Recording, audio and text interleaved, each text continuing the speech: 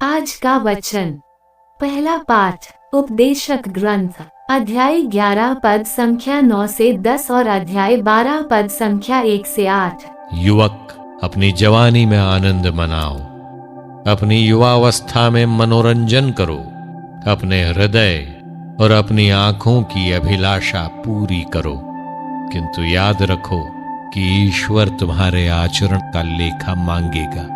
अपने हृदय से शोक को निकाल दो और अपने शरीर से कष्ट दूर कर दो, क्योंकि जीवन का प्रभात क्षणभंगुर है। अपनी जवानी के दिनों में अपने सृष्टिकर्ता को याद रखो। बुरे दिनों के आने से पहले, उन वर्षों के आने से पहले जिनके विषय में तुम कहोगे मुझे उनमें कोई सुख नहीं मिला, उस समय से पहले जब सूर्य, प्रकाश, चंद्रमा और नक्षत्र अंधकारमय हो जाएंगे और वर्षा के बाद बादल छा जाएंगे, उस समय से पहले जब घर के रक्षक कांपने लगेंगे, बलवानों का शरीर झुक जाएगा, चबाने वाले इतने कम होंगे कि अपना काम बंद कर देंगे, और जो खिड़कियों से झांकती हैं वे धुंधली हो जाएंगी। उस समय से पहले जब बाहरी दरवाजे बंद होंगे, चक्की की आवाज मंद होगी, चिड़ियों की चहचहाहट धीमी पड़ जाएगी और सभी गीत मौन हो जाएंगे।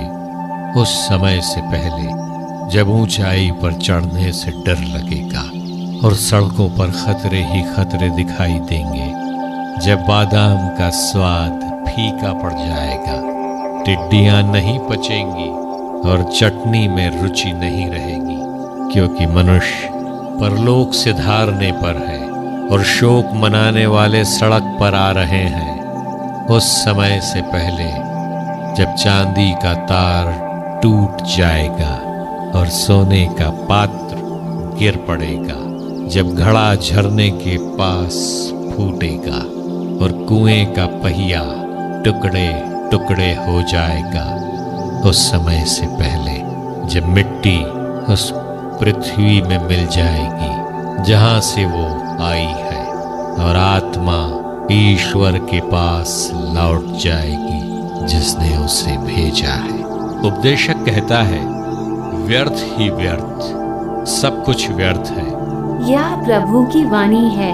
सुसमाचार संत लूकस अध्याय 9 पद संख्या 43 से 45। सब लोग ईसा के कार्यों को देखकर अचंभे में पड़ जाते थे, किंतु उन्होंने अपने शिष्यों से कहा, तुम लोग मेरे इस कथन को भली भांति स्मरण रखो, मानव पुत्र मनुष्यों के हवाले कर दिया जाएगा। परंतु ये बात उनकी समझ में नहीं आ सकी। इसका अर्थ उनसे छिपा रह गया और वे इसे नहीं समझ पाते थे। इसके विषय में ईसा से प्रश्न करने में उन्हें संकोच होता था। यह प्रभु का पवित्र सुसमाचार है। आमीन। आज का चिंतन, मसीहा जो बहुतों के उद्धार का कारण था, जिसने बहुतों को जीवन दान दिया था, शैतान और प्रकृति जिसकी आज्ञाओं का पालन करते थे, आज खुद अपने दुख के बारे अपने शिष्यों को बतलाते हैं, पर उनके शिष्य इसे समझ नहीं पाते हैं। हम जिस परिवेश में रहते हैं उसी के अनुसार ढलने लगते हैं और उस परिवेश के परे कुछ सोच ही नहीं सकते हैं। ठीक उसी प्रकार की परिस्थिति शिष्यों की भी है।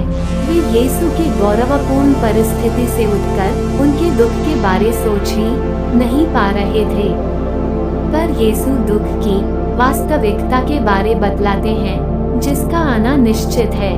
पवित्र आत्मा की कृपा से हमें ईश्वर की योजना को पूरा करने का वरदान मिला है।